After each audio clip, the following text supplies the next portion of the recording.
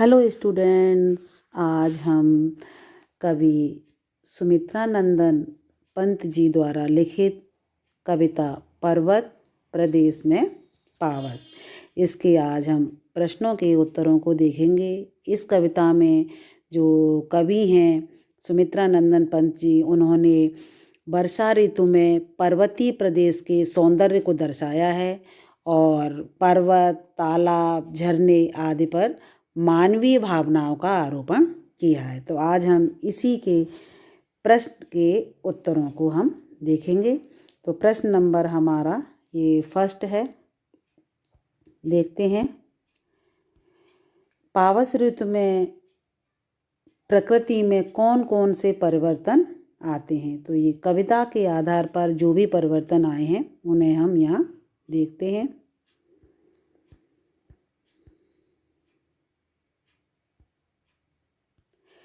पावस ऋतु में प्रकृति में मनोहारी परिवर्तन सामने आए हैं, जिसमें पर्वत, पहाड़, तालाब, झरने आदि भी मनुष्यों की ही भांति भावनाओं से ओतप्रोत दिखाई देते हैं। क्योंकि यहाँ पर जो वर्षा ऋतु का जब आगमन हुआ है तो वहाँ पर पर्वत है, तालाब है, झरने हैं आदि पर मानवीय भावनाओं का ही आरोपण किया है। सेकंड, पर्वत तालाब के जल में अपना विशालकाय स्वरूप को देखकर हैरान सा दिखाई देता है, जो कि पर्वत इतना विशाल फैला है और जो वर्षा का जो जल है वो तालाब में भर जाता है, वह उसमें अपने आप विशालकाय स्वरूप को निहारता है। और आगे है, पर्वतों से बहते हुए झरने मोतियों की लड़ियों से प्रतीत होते हैं और बादलों की ओट में छिपे पर्वत मानो पंख लगा करके कहीं उड़ गए हैं, ऐसा आभास हो रहा है। केवल झरनों की ही आवाज़ शेष बची है और तालाब में से उठता हुआ कोहरा धुएं की भांति प्रतीत हो रहा है। तो ऐसा लग रहा है कि तालाब में आग लग चुकी है। सेकंड क्वेश्चन, मेखलाकार शब्द का क्या अर्थ है? कवि ने इस शब्द का यहाँ प्रयोग क्यों किया है? तो इसका आंसर है, मेखलाकार शब्द का अर्थ है मंडलाकार, करधनी के आकार का। जिस तरह जो छोटे बच्चे होते हैं वो कमर में कमरबंद जो करौंदी पहनते हैं, ये कटे भाग में पहनी जाती है। पर्वत भी मेखलाकार की तरह लग रहा है, जैसे इसमें पूरी पृथ्वी को अपने घेरे में ले लिया है। तो कवि ने इस शब्द का प्रयोग पर्वत की विशालता को यहाँ दर्शाया है कि वह जो पर्वत है वो चारों तरफ गोल आकार में फैला हुआ दिखाई के लिए यहाँ पर किया गया है। क्वेश्चन नंबर थर्ड है, सहस्त्रदृग सुमन से यहाँ क्या तात्पर्य है? कवि ने इस पद का प्रयोग किसके लिए किया है? तो इसका आंसर देखते हैं। इसका आंसर है, पर्वत अपने चरणों में स्थित तालाब में अपने हजारों पुष्प रूपी सुमन रूपी नेत्रों से अपने ही बिंब को, अपनी परछाई को वहाँ निहारता है, प्रतीत होता है। पर्वतों पर खिले सहस्त्र हजारों जो पुष्प रूपी जो आँखें हैं, उनसे पर्वतों के नेत्र के रूप में यहाँ मानवीकरण अलंकार दर्शाया गया है। आगे इस तरह से स्पष्ट हो जाता है कि कवि ने इस पद का प्रयोग पर्वतों का मानवीकरण करने के लिए किया है। आगे क्वेश्चन है 4, कवि ने तालाब की समानता किसके साथ दिखाई है और क्यों? तो कवि ने यहाँ तालाब की समानता दर्पण के साथ दिखाई है। दर्पण जो कि आईना, कवि ने ऐसी समानता इसलिए की है क्योंकि यहाँ जो तालाब का जो जल है वो अत्यंत ही स्वच्छ और निर्मल है, वह प्रतिबिंब दिखाने में सक्षम है। उसमें जो पर्वत है वो अपने विशालकाय स्वरूप को निहार रहा है। दोनों ही पारदर्शी, दोनों में ही व्यक्ति अपना प्रतिबिंब देख सकता है, व्यक्ति भी देख सकता है। तालाब के जल में पर्वत और उस पर लगे हुए जो फूलों का प्रतिबिंब स्पष्ट दिखाई दे रहा है, इसलिए कवि द्वारा तालाब की यहाँ समानता दर्पण के साथ की गई है। क्वेश्चन नंबर 5 है, पर्वत के हृदय से उठकर ऊंचे ऊंचे वृक्ष आकाश की ओर क्यों देख रहे थे और वे किस बात को प्रतिबिंब कर रहे थे। यहाँ भी मानवीकरण अलंकार का ही प्रयोग किया गया है। तो इसका जो आंसर है, पर्वत के हृदय से उठकर ऊंचे ऊंचे जो वृक्ष हैं आकाश की ओर अपनी महत्वाकांक्षाओं को प्रकट करने के लिए, वो भी ऊंचा उठना चाहते हैं जिस तरह व्यक्ति में एक ऊंची उठने की चाहत होती है, अर्थात आकाश को पाना चाहते हैं। वे वृक्ष इस बात को प्रतिबिंबित करते हैं कि मानो ये गंभीर चिंतन में लीन हों और अपलक देखते हुए अपनी उच्च आकांक्षा को पूर्ण करने के लिए वे आकाश की ओर निहार रहे हों।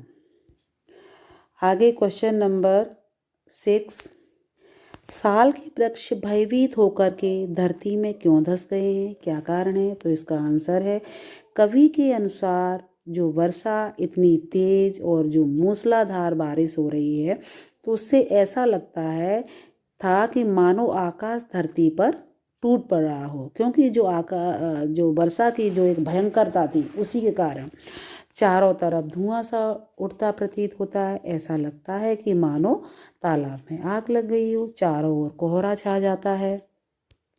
कोहरा छा जाता है तो कोहरा छाने से क्या होता है, पर्वत झरने आदि सब अदृश्य हो जाते हैं, वो दिखाई नहीं देते। और वर्षा के ऐसे भयंकर रूप को देख करके साल के जो वृक्ष हैं वो भयभीत होकर के धरती में धसे हुए प्रतीत होते हैं। तो यहाँ भी साल के वृक्षों पर एक मानवीकरण अलंकार का प्रयोग किया गया है। उनमें भी एक डर, जिस तरह मनुष्य डरता है किसी भी चीज़ से, उस तरह। आगे है क्वेश्चन नंबर 7, झरने किसके गौरव का गान कर रहे हैं, बहते हुए झरने की तुलना किससे की गई है। तो इसका आंसर है, पर्वतों की ऊंची चोटियों से सरसर करते बहते झरने देखकर ऐसा प्रतीत होता है कि मानो वे पर्वतों की उच्चता व महानता की गौरव गाथा गा रहे हो। जहाँ तक बहते हुए झरने की तुलना का संबंध है तो बहते हुए जो झरने की तुलना है वो मोती की लड़ियों से की गई है, जिसमें जो झाग हैं उन झरनों में वे मोती की लड़ियों की तरह प्रतीत होते हैं। आगे क्वेश्चन नंबर खा का निम्नलिखित का भाव स्पष्ट करना है। तो प्रश्न नंबर 1 है, इसमें है टूट पड़ा भू पर अंबर। टूट पड़ा, भू मीन्स क्या होता है, भूमि, और अंबर मीन्स आकाश। तो आकाश कहाँ टूट पड़ता है, धरती पर। ऐसा क्यों प्रतीत होता है। आंसर है इसका, जब आकाश में चारों तरफ असंख्य बादल छा जाते हैं तो वातावरण धुंधमय हो जाता है। चारों तरफ जब बादल हो जाते हैं तो अंधकार हो जाता है और केवल झरनों की ही झरझर की आवाज़ सुनाई देती है। तब ऐसा प्रतीत होता है कि मानो धरती पर आकाश टूट पड़ा हो, क्योंकि जो बारिश है वो बहुत ही भयंकर है, मूसलाधार बारिश है, इसलिए ऐसा आवाज़ होता है। क्वेश्चन नंबर 2, खाका 2, यूँ जलद यान में विचर विचर था इंद्र खेलता इंद्रजाल। तो इसका आंसर है, जलद यान मतलब बादल रूपी यान में, जलद यान मीन्स बादल रूपी यान में, विचर विचर मीन्स घूम घूम कर, इंद्र मीन्स जो जल के देवता हैं, वर्षा के बारिश के देवता हैं जो बारिश करते हैं, और इंद्रजाल वो क्या फैला रहे हैं, अपनी जादूगरी इंद्रजाल फैला रहे हैं। तो इसका आंसर है, पर्वतीय प्रदेश में वर्षा ऋतु में पल पल प्रकृति के रूप में परिवर्तन जो आ जाता है। कभी गहरा बादल छा जाते हैं तो कभी तेज घनघोर बारिश होने लगती है, और घनघोर बारिश होती है तो तालाबों में से उठता धुआं। ऐसे वातावरण को देखकर ऐसा लगता है कि मानो वर्षा के जो देवता हैं इंद्र, वो बादल रूपी विमान में बैठ कर के जादू का खेल दिखा रहे हों, ऐसा आभास होता है। तो आकाश में उमड़ते घुमड़ते बादलों को देख करके ऐसा लगता था जैसे बड़े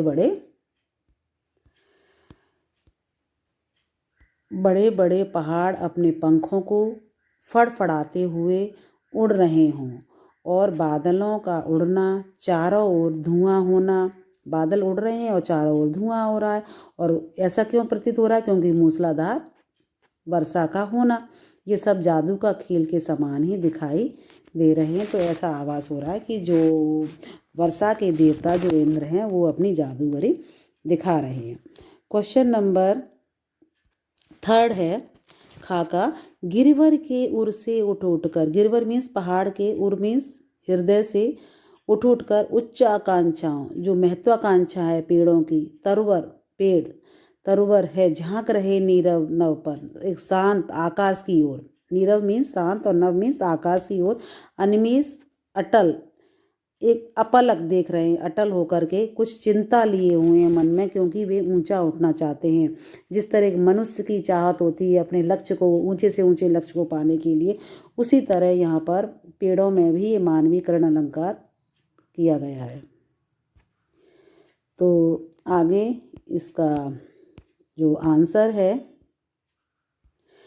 वृक्ष भी पर्वत के हृदय से उठ कर ऊंची आकांक्षाओं के समान शांत आकाश की ओर देख रहे हैं। वे आकाश की ओर स्थित दृष्टि से देखते हुए यह प्रतिबिंबित करते हैं कि आकाश की ऊंचाइयों को छूना चाहते हैं। इसमें उनकी मानवीय भावनाओं को स्पष्ट किया गया है कि मनुष्य भी सदा आगे बढ़ने का भाव अपने मन में लिए हुए है।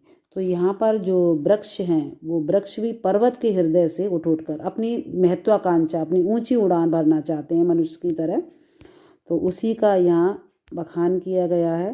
तो मनुष्य भी सदा आगे बढ़ने का भाव रखता है, अपने मन में ये स्वप्न देखता है, उसका ड्रीम होता है कि मैं अपने ऊंचे से ऊंचे लक्ष्य को पा सकूं। तो कुछ उनके मन में भी चिंता होती है। आगे है कविता का सौंदर्य। Question number 1। इस कविता में मानवीकरण अलंकार का प्रयोग किस प्रकार किया गया है उसे स्पष्ट कीजिए। तो इसका आंसर हुआ कवि सुमित्रानंदन पंत कवि प्रकृति के कुशल चितेरे हैं और वे प्रकृति पर मानवीय क्रियाओं को आरोपित करने में उनको सिद्धहस्त हैं। पर्वत प्रदेश में पावस, जो पर्वतों पर वर्षा ऋतु का जब आगमन होता है तब कविता में कवि ने यहाँ प्रकृति, पहाड़, झरने और उगे हुए वहाँ के वृक्ष, साल के पेड़, बादल आदि पर मानवीय क्रियाओं का आरोपण किया है। जिस तरह मनुष्य की हरकतें होती हैं उसी तरह यहाँ पर प्रकृति, पहाड़, झरने और वहाँ के वृक्ष, साल के पेड़ आदि पर यह मानवीय क्रियाओं का आरोप किया है। इसलिए कविता में जगह जगह मानवीकरण अलंकार दिखाई देता है। तो यहाँ कविता में आए मानवीकरण अलंकार का यहाँ प्रयोग किया गया है। और देखते हैं इसमें, पर्वत द्वारा तालाब रूपी स्वच्छ दर्पण में अपना प्रतिबिंब देख करके आत्ममुग्ध होना, अपने विशालकाय स्वरूप को निहारता है। पर्वत से गिरते झरनों द्वारा पर्वत का गुणगान किया जाना, पेड़ों द्वारा ध्यान लगा करके आकाश की ओर एकटक देखना और मन में चिंता लिए हुए अपनी महत्वाकांक्षा को रखना। आगे पहाड़ का अचानक उड़ जाना, जब चारों तरफ अंधकार हो जाता है, बादल छा जाते हैं, तो ऐसा आवाज़ होता है केवल झरनों की ही आवाज़ शेष रही है और पहाड़ अचानक पंख लगा करके उड़ गया है। आगे 5 नंबर है आकाश का धरती पर टूट पड़ना। तो यहाँ पर आकाश का घनघोर वर्षा होने के कारण आकाश का धरती पर टूट पड़ना भी बताया है। तो यहाँ भी मानवीकरण अलंकार का प्रयोग किया गया है। आगे कविता में कवि ने मानवीकरण अलंकार के प्रयोग से 4 चांद लगा दिए हैं। जिस तरह बादल, झरने और तालाब, इसमें मानवीकरण अलंकार का प्रयोग किया है। पेड़ पौधों में। क्वेश्चन नंबर आगे काव्य सौंदर्य का सेकंड क्वेश्चन है, आपकी दृष्टि में इस कविता का जो सौंदर्य है इनमें से किस पर निर्भर करता है। तो इसे हम देखते हैं। इसमें 3 पॉइंट हैं। अनेक शब्दों की आवृत्ति पर, शब्दों की चित्रमयी भाषा पर और कविता की संगीतात्मकता।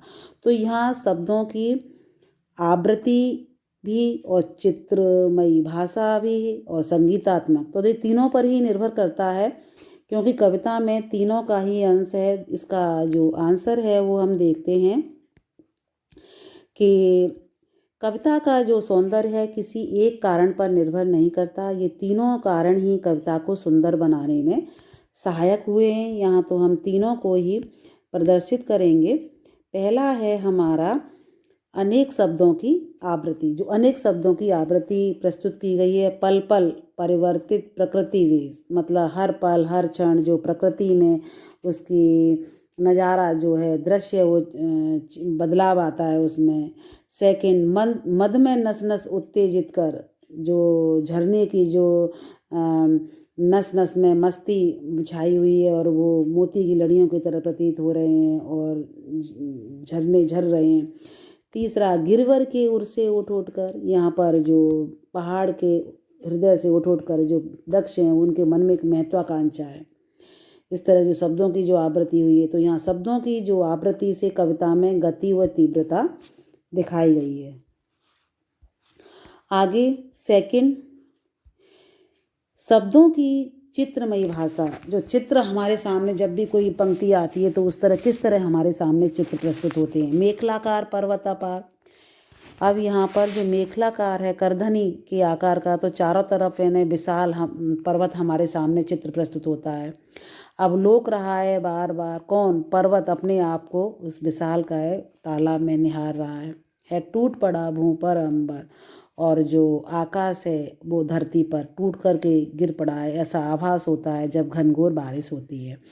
फंस गए धरा में सभे साल, जो भय के साथ जो साल के वृक्ष हैं वो धरती में धंस गए हैं। ये मानवीकरण अलंकार का प्रयोग किया गया है। चित्र प्रस्तुत होता है कि घनघोर वर्षा है और जो साल के वृक्ष हैं वो धरती में डर की वजह से धंस गए हैं। झरते हैं झाग भरे निर्जर, जो झरने हैं वो झाग लिए हुए बह रहे हैं, झर रहे हैं, जो कि मोती की लड़ियों की तरह हमारे सामने चित्र प्रस्तुत किया जा रहा है। आगे है झांक रहे नीरव नव पर, कौन? जो पर्वतों से जो पेड़ हैं वो शांत आकाश की ओर एक महत्वाकांक्षा लिए हुए ऊपर उठना चाह रहे हैं, वो एक टकटकी लगाए हुए आकाश की ओर निहार रहे हैं। तो यहाँ शब्दों की चित्रमयी भाषा से बिंब या दृश्य बिंब साकार हो उठता है। जब भी आपके सामने कोई पंक्ति आती है तो वो चित्र आपके सामने प्रस्तुत हो जाता है। इससे सारा दृश्य हमारी आंखों के सामने झूम जाता है। तो आपने यहाँ 1 to 7 क्वेश्चन और खा पाठ से जो भाव स्पष्ट और लास्ट वाला जो था कविता का सौंदर्य, आपने सभी प्रश्नों के जो उत्तर हैं उनको समझा, आपको इजीली समझ में आ गए होंगे। धन्यवाद।